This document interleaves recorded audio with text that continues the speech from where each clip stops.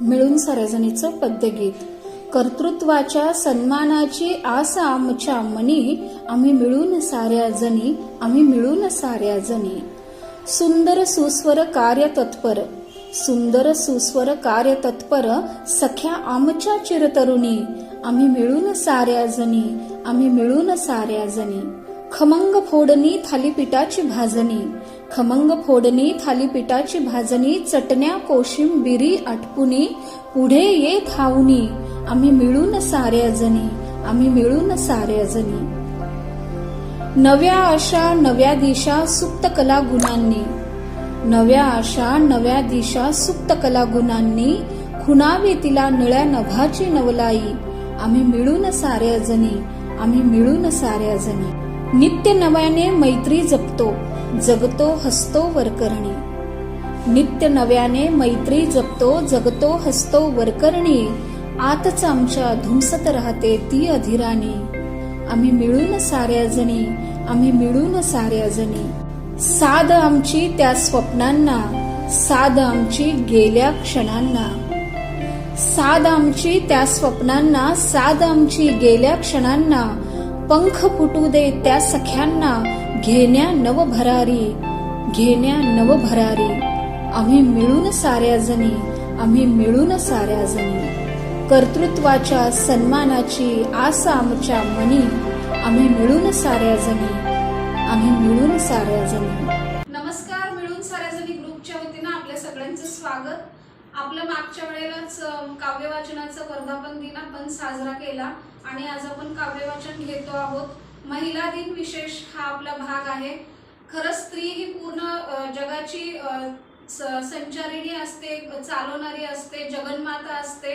नारी एक रूप अनेक असं आपण म्हणतो आणि स्त्रीला आपल्या भारतीय संस्कृतीनं पूजनीय आदरणीय मानलेलं आहे. परंतु जसं जसं आता काळ विज्ञान युगाकडे जातो आहे तसं स्त्रीनेही उत्तुंग गरुडशेप घेतलेली आहे, भरारी घेतलेली आहे आणि तिची ही नाना रूपं कितीही व्यापक झाली तरी तिचं जे स्त्रीत्व आहे, तिची जी ममता आहे, तिचं जे वात्सल्य आहे ते तिचं आपसुकच तिच्यातून पाझरत असतं.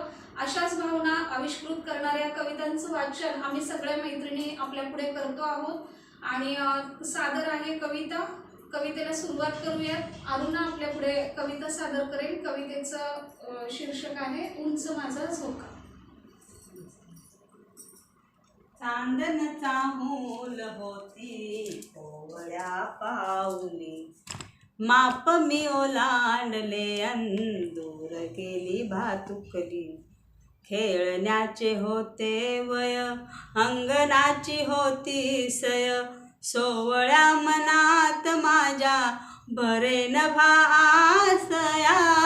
तबकली उंबऱ्यातुनी पाहुनी नवी पहाट, जणू जन्मले नव्याने भरता हा मळवट. हाती अमृताचा वसा, साथ देई माझा सखा, त्याच्या कृतार्थ डोळ्यात झुले उंच माझा झोका, उंच माझा झोका, झुले उंच माझा झोका. खूप छान कविता सादर केली अरुणा, खूप छान. यानंतर कविता सादर करेल दाक्षायणी. नमस्कार. कधी न सुटणारे अजब कोडे म्हणजे स्त्री, कधी न सुटणारे अजब कोडे म्हणजे स्त्री. विधात्याची सर्वात सुंदर निर्मिती म्हणजे स्त्री, विधात्याची सर्वात सुंदर निर्मिती म्हणजे स्त्री. मान्य असते हळवी ती, पण तरीही प्रत्येक परिस्थितीत गंभीर असते ती. मान्य आहे असते हळवी ती, पण तरीही प्रत्येक परिस्थितीत गंभीर असते ती. भावना अपेक्षा असतात तिलाही, पण तरीही स्वतःपेक्षा दुसऱ्यासाठीच जगते ती. शरीराने असली जरी नाजूक, पण कठीण प्रसंगी मनाने मजबूत असते ती. घड्याळाच्या काट्यावर सुरू असते रोजच कसरत, तरीही न थकता सारं सावरून घेणारी असते ती. तरीही न थकता सार सावरून येणारी असते ती. नात्याचा प्रवास तिचा कधी संपतच नाही. नात्याचा प्रवास तिचा कधी संपतच नाही. पण प्रत्येक नातं प्रामाणिकपणे निभवणारी असते ती. प्रत्येक नातं प्रामाणिकपणे निभवणारी असते ती. हसरी दिसते अंगण तिच्याच अस्तित्वाने. हसरी दिसते अंगण तिच्याच अस्तित्वाने. चार भिंतींना घरपण देणारी असते ती. चार भिंतींना घरपण देणारी असते ती. धन्यवाद. वा, खूप छान. यानंतर कविता सादर करतील तृप्ती. माझ्या कवितेचं नाव आहे तिलाही थोडं समजून घ्या. तुला कामच काय असतं घरात म्हणणाऱ्यांना मला फक्त एवढंच विचारायचं आहे, अनियमित राबणाऱ्या त्या लक्ष्मीला किती पगार ठरवायचा आहे? अरे तिच्यासारखी कर्तबगारी तुम्हाला तरी जमणार आहे का? 24 तास राबणारी बाई तुम्हाला परवडणार आहे का? उठून आजारपणातही सर्वांसाठी सर्वच करते. स्वतःला थोडा आराम हवाय हेच ती विसरते. विश्राम घेतलाच थोडा तिनं जरी तर म्हणतात दिवसभर लोळतच पडलेली असते. थकून भागून बिचारी बसली जरी कोपऱ्याला, देखत नाही कोणालाच म्हणून जातात तिला उठवायला. वस्तू नवे भोगेची ती त्यागाची ही मूर्ती आहे. बहीण बायको आई म्हणून तिची कीर्ती सगळ्या जगात आहे. जोपर्यंत तुम्हाला कळणार नाही तिच्या घराच्या 4 भिंती स्त्री शिवाय घरपण मिळणार नाही. विनंती करते अजूनही तिलाही थोडं समजून घ्या. खूप काही नकोय तिला तुमच्याकडून. केवळ एक स्त्री म्हणून तरी तिला मान द्या. एक स्त्री म्हणून तरी तिला मान द्या. मस्त, खूप छान. यानंतर कविता सादर करतील ममता. नमस्कार. माझ्या कवितेचं नाव आहे गुंफलेल्या भावनांचा गोठ. खोचते वीज पंखात तरी पदरात तिच्या सांडून चालली माया. ओठात हसू गोंदून उभी निक्षून जणू आभाळ उभं भेदाया. ती अनुरागाची ओल हरवणी तोल सोय शृंगार जिथे मोहरतो. ती समर्पणाची शर्त प्रीतीचा अर्थ तिच्या त्या गात्रांतून पाझरतो. ती सती रती रेवती ती तारामती तिचा ग रोज निराळा गंध. तिचा ग रोज निराळा गंध. ती नदी मत्त मोकळी जी आतुर जळी तोडण्या सज्ज रूढींचे बांध. तोडण्या सज्ज रूढींचे बांध. वा, खूप छान. छान, छान. यानंतर कविता सादर करेल प्रीती. माझ्या कवितेचं नाव आहे थोडं तरी जग बाई. थोडं तरी जग बाई, थोडं तरी जग बाई. धुणं भांडी चहा पाणी एवढंच का तुझं जग? धुणं भांडी चहा पाणी एवढंच का तुझं जग? माझं घर माझा नवरा किती वेड्यावानी करते. साऱ्यांचं करता करता तुझं आयुष्य सरते. नात नातू लेक सून यातच अडकून पडणार का? वा, जीव ओवाळून टाकला तरी कुणी तुझ्यासाठी रडणार का? घरासाठी राबूच नको असं मला म्हणायचं नाही. थोडं तरी मनासारखं तिनं जगायचं का नाही? स्वित्झर्लंड सिंगापूर नुसत्या गप्पा मारतेस. स्वित्झर्लंड सिंगापूर नुसत्या गप्पा मारतेस. पिक्चरला जाऊ म्हटलं तरी पुन्हा पुन्हा हरतेस. अगं वेडे स्वतःसाठी थोडं तरी जग. अगं वेडे स्वतःसाठी थोडं तरी जग. एक दिवस मैत्रिणीसोबत घालवून तर बघ. एक दिवस मैत्रिणीसोबत घालवून तर बघ. 5-6 जणी मिळून करा स्वतंत्र जीप. 5-6 जणी मिळून करा स्वतंत्र जीप. मोकळ्या हवेत काढा एकदा तरी वन डे ट्रिप. मोकळ्या हवेत काढा एकदा तरी वन डे ट्रिप.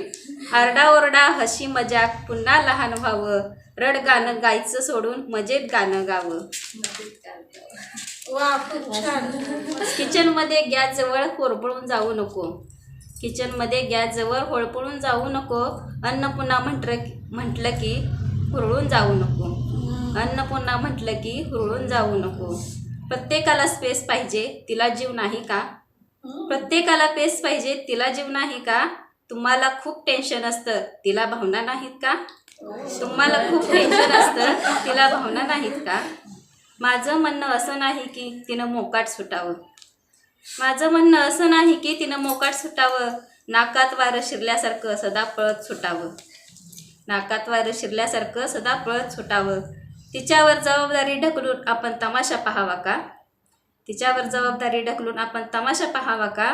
ती भैरवी गात असताना आपण मल्हार गावा का? ती भैरवी गात असताना आपण मल्हार गावा का? कविता फक्त एवढंच म्हणते, स्वतःलाही वेळ दे. कविता फक्त एवढंच म्हणते, स्वतःलाही वेळ दे. जगणं सुंदर होण्यासाठी मैत्रिणींना शीळ दे. जगणं सुंदर होण्यासाठी मैत्रिणींना शीळ दे. अधूनमधून प्रत्येकाला लहान होता आलं पाहिजे. अधूनमधून प्रत्येकाला लहान होता आलं पाहिजे. एक दिवस उन्हाळ होऊन जगणं धमाल झालं पाहिजे. एक दिवस उन्हाळ होऊन जगणं धमाल झालं पाहिजे. थोडं तरी जग बाई, थोडं तरी जग. थोडं तरी जग बाई, थोडं तरी जग. यानंतर आपल्या पुढे कविता सादर करेल गीता. नमस्कार. माझ्या कवितेचे नाव आहे आई. या जन्माची माझी आई, तिच्याशिवाय कोणी नाही. या जन्माची माझी आई, तिच्याशिवाय कोणी नाही. जन्म दिले आईने मला, उपकार हा मोठा झाला. जन्म दिले आईने मला, उपकार हा मोठा झाला. ठेच लागे जरी बाळाला, पाणी येई तिच्या डोळ्याला. ठेच लागे जरी बाळाला, पाणी येई तिच्या डोळ्याला. या जन्माची माझी आई, तिच्याशिवाय कोणी नाही. जन्म दिले आईने मला, उपकार हा मोठा झाला. मी हिंडत राणी वनी, तिथे दिसेना माझे कोणी. मी हिंडत राणी वनी, तिथे दिसेना माझे कोणी. या जन्माची माझी आई, तिच्याशिवाय कोणी नाही. जन्म दिले आईने मला, उपकार हा मोठा झाला. भाऊ बंधू कोणी कोणाचे, धावा करी तिच्या कामाचे. भाऊ बंधू कोणी कोणाचे, धावा करी तिच्या कामाचे. या जन्माची माझी आई, तिच्याशिवाय कोणी नाही. जन्म दिले आईने मला, उपकार हा मोठा झाला. उपकार हा मोठा झाला. उपकार हा मोठा झाला. छान गीता. अतिशय सुरेल आवाजात काळजाला भिडणारी रुजणाऱ्या भावना तिने आपल्या गाण्यातून व्यक्त केलेल्या आहेत. खरोखरच स्वामी तिन्ही जगाचा, आई विना भिकारी असं आपण म्हणतो. हे काही उगीच नाही आहे आणि तोंडातून असं कवीच्या उगीच आलेलं नाही आहे, कारण त्या भावनाच इतक्या काळजात खोलवर रुतलेल्या असतात की अशा काव्यरूपातून जर समोर आल्या तर नक्कीच भावनाविवश कुणीही असो, छोटा असो, मोठा असो, स्त्री असो, पुरुष असो, भावनाविवश झाल्याशिवाय राहू शकत नाही. अशी आईची महिमा अपार आहे आणि स्त्री आणि आई हे नातंच इतकं घट्ट आहे की ईश्वर आणि आत्म्याचं नातं असल्यासारखं ते आहे. त्यामुळं अशा स्त्री शक्तीला आमचा त्रिवार सलाम. यानंतर आपण कविता ऐकूयात. माधवी ताई आपल्या पुढे कविता सादर करतील. नमस्कार. माझ्या कवितेचं नाव आहे स्त्री. स्त्री म्हणजे कोणालाही न कळणारी. स्त्री म्हणजे कोणालाही न कळणारी. कधी अबोल तर कधी बडबडणारी. कधी अबोल तर कधी बडबडणारी. स्त्री म्हणजे कोणालाही न कळणारी. कधी बापाची लाडकी राजसले, माहेरी काहीच काम न करणारी. उंबरठा ओलांडतात सासरचा, अचानक जबाबदारीने वागणारी. उंबरठा ओलांडतात सासरचा, अचानक जबाबदारीने वागणारी. स्त्री म्हणजे कोणालाही न कळणारी. माहेरी उगाचच लटके रुसून बसणारी. सासरी बोचरे शब्दबाणही पसवणारी. आईबाबांशी बोलताना मात्र हास्यामागे अश्रूंचा सागर लपवणारी. स्त्री म्हणजे कोणालाही न कळणारी. आजारी असली तरीही काम करणारी. संसारात तीव्र चटक्यांकडे दुर्लक्ष करणारी. नाती सासरची सारी सांभाळणारी, तरीही सासरच्यांसाठी परकीच असणारी. नाती सासरची सारी सांभाळणारी, तरीही सासरच्यांसाठी परकीच असणारी. स्त्री म्हणजे कोणालाही न कळणारी. तिलाही हवी असते अशी साथ, तिचे दुःख समजून घेणारी. त्यांना मनांच्या खोल जखमांवर मायेने हळूवार फुंकल घालणारी. पण तिची व्यथा कोणालाही न कळणारी. पण तिची व्यथा कोणालाही न कळणारी. वा, खूप छान. मगाशीपासून आपण आपल्या सगळ्या मैत्रिणींच्या एकापेक्षा एक सरस कविता ऐकतो आहोत. काहींनी वाचून सादर केल्या, काहींनी गाऊन सादर केल्या, परंतु सगळ्या कवितेंच्या भावना एकच आहेत की स्त्रीत्व. असं हे ममत्व, स्त्रीत्व, वात्सल्यत्व या सगळ्या स्त्रीच्याच नानाविध भावविश्वाच्या सगळ्या पैलू आहेत आणि ह्या सगळ्या आवरणामध्ये ती स्वतःला नेहमीच जखडून ठेवत असते. आणि अशी ह्या महिला दिनाचं औचित्य साधून आम्ही या महिला दिन विशेष कार्यक्रमामध्ये, काव्यवाचनामध्ये आपल्यापुढे कविता सादर करतोय. मी शिल्पा आपल्यापुढं कविता सादर करते. कवितेचं शीर्षक आहे ची सौका. ची सौका सौदामिनी, स्वरचित कविता आहे ही. ची सौका सौदामिनी, नाव उमटले पत्रिकेवरी. लग्नघटिका समीप आली, अक्षता वर्षावाने ती कुमारिकेची सुवासीन झाली. अल्लड अवखळ तिच्या जगण्याला जबाबदारीची किनार आली. करिअर आणि संसार दोन तटावरची तिची कसरत सुरू झाली. ती मुलगी ती सगळ्याच नात्यांची मालकीन. ती मुलगी ती सगळ्याच नात्यांची मालकीन. ती कर्तव्यदक्ष, ते अधिकारी आणि वकील. संस्कृतीचा हा थाट सारा स्त्रीत्वाचा सोहळा केला. संस्कृतीचा हा थाट सारा स्त्रीत्वाचा सोहळा केला. तिचा संघर्ष अविरत, ती लढते झगडते प्राप्त परिस्थितीशी. तिचा संघर्ष अविरत, ती लढते झगडते प्राप्त परिस्थितीशी. त्यातून तर ती घडते आहे सुंदर, सुबक, यशस्वी. हे स्त्रीत्वाचं जगणं हवंहवंसं वाटणारं. हेच स्त्रीत्वाचं जगणं हवंहवंसं वाटणारं. रोज तव्याचा चटका बसला तरी जिव्हाळ्याच्या मलमानं फुलणारं. असं स्त्रीत्वाचं जगणं तोलामोलाचं थाटाचं. असं स्त्रीत्वाचं जगणं तोलामोलाचं थाटाचं. आहे तसं स्वीकारून पुढे पुढे चालायचं, पुढे पुढे चालायचं. अशा कवितांचं सादरीकरण आम्ही आपल्या पुढं केलेलं आहे आणि यातून एकच आमचं काव्यवाचनाचा उद्देश की महिला दिन विशेष हा भाग आहे. त्यामुळं महिला विश्व आपल्या पुढं आविष्कृत करायचं आणि ह्या भावना आम्ही आपल्या पुढे आविष्कृत केलेल्या आहेत. त्या कशा वाटल्या नक्कीच कळवा आणि आमच्या सर्वांच्या वतीनं जागतिक महिला दिनाच्या सर्व मैत्रिणींना हार्दिक शुभेच्छा. धन्यवाद.